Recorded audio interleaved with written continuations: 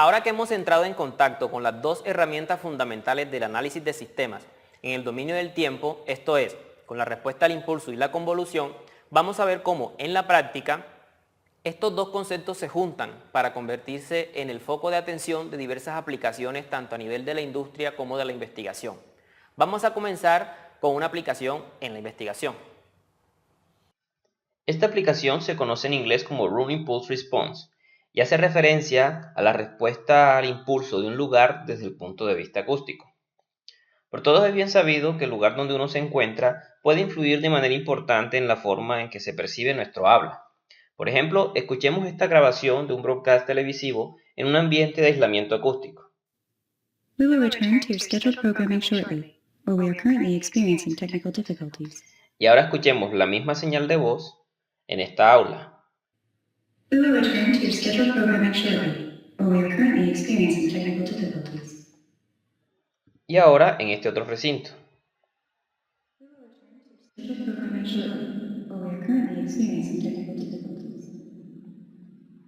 Para entender por qué el recinto en el que nos encontramos influye en la señal acústica que nosotros percibimos, podemos imaginarnos el proceso de interacción entre un locutor y su oyente desde un punto de vista sistémico.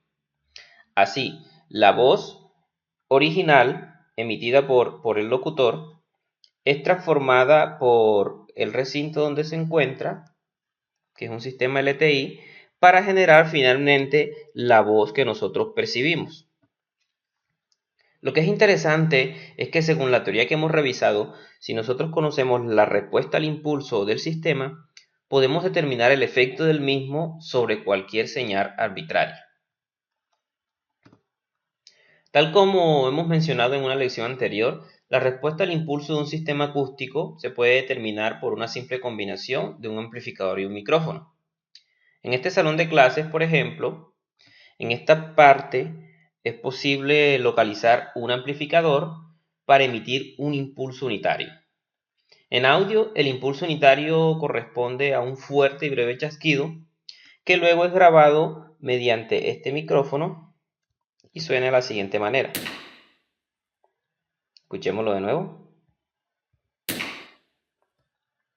De esta forma, si nosotros conocemos la respuesta al impulso de un recinto, por ejemplo, la de este lugar que ya escuchamos, nosotros podemos tomar una señal de audio cualquiera y al convolucionarla con la respuesta al impulso de ese lugar, podemos simular o podemos escuchar la forma en que esa voz se oiría en el recinto respectivo. Veamos un ejemplo con un sitio distinto, con una respuesta al impulso particular. Y vemos cómo la voz original se transforma en esta otra. Estas imágenes y estas respuestas al impulso que hemos estado escuchando durante este ejemplo corresponden a una base de datos sobre la cual pueden encontrar más detalles en esta publicación que se encuentra aquí referenciada. Este mismo principio se utiliza en una aplicación de la industria musical a la que simplemente se refieren como IR o IR, de las siglas en inglés de respuesta al impulso. La cosa es que para muchos guitarristas es un hecho bien conocido de que el sistema de amplificación que seleccionen juega un papel muy importante en el sonido de la guitarra. Siendo un método parecido al descrito anteriormente, es posible determinar y pregrabar la respuesta al impulso de múltiples de estos sistemas y luego mediante un plugin que se carga al amplificador de la guitarra y con el que se puede realizar la convolución en tiempo real con la respuesta al impulso de dichos sistemas, el guitarrista puede escuchar su guitarra como si estuviese siendo amplificada por el sistema de su elección. Ahora vamos a dar un vistazo a una extensión del concepto de convolución, conocido como deconvolución o filtrado inverso.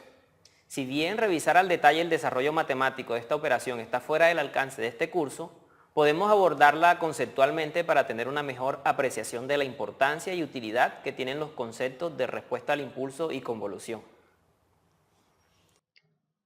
Para entender lo que es la deconvolución, partamos de la relación entrada-salida de un sistema LTI. Ya hemos visto que cuando conocemos la respuesta al impulso de dicho sistema, la salida se puede estimar a partir de la entrada mediante la operación de convolución, tal que y de n será igual a x de n convolucionado con h de n. En algunos procesos, sin embargo, nos es relativamente fácil conocer o medir directamente la salida del sistema. Igualmente, puede ser factible estimar la respuesta al impulso por alguno de los métodos que hemos visto anteriormente. Sin embargo, la señal original que produjo la salida puede ser desconocida y puede que sea de nuestro interés. Pensemos, por ejemplo, en la señal acústica de la voz de un conferencista. Los oyentes podemos percibir la voz del conferencista bajo el efecto del recinto en el que éste se encuentra. Igualmente, y como ya vimos con anterioridad, podríamos estimar la respuesta al impulso de dicho recinto sin mayores problemas. Entonces nos gustaría poder escuchar la voz del locutor, la voz original, fiel y sin la distorsión y sin los efectos del auditorio. Este es un ejemplo en el que conocemos la salida y la respuesta al impulso del sistema, pero no la entrada original. Igualmente, podemos pensar en una imagen borrosa que capta una cámara por efecto del desenfoque, o en la imagen capturada por un satélite bajo los efectos de la atmósfera. En estos dos casos nos es dada la señal de salida, esa la podemos conocer. Es posible estimar la respuesta al impulso del sistema por los métodos que ya hemos visto.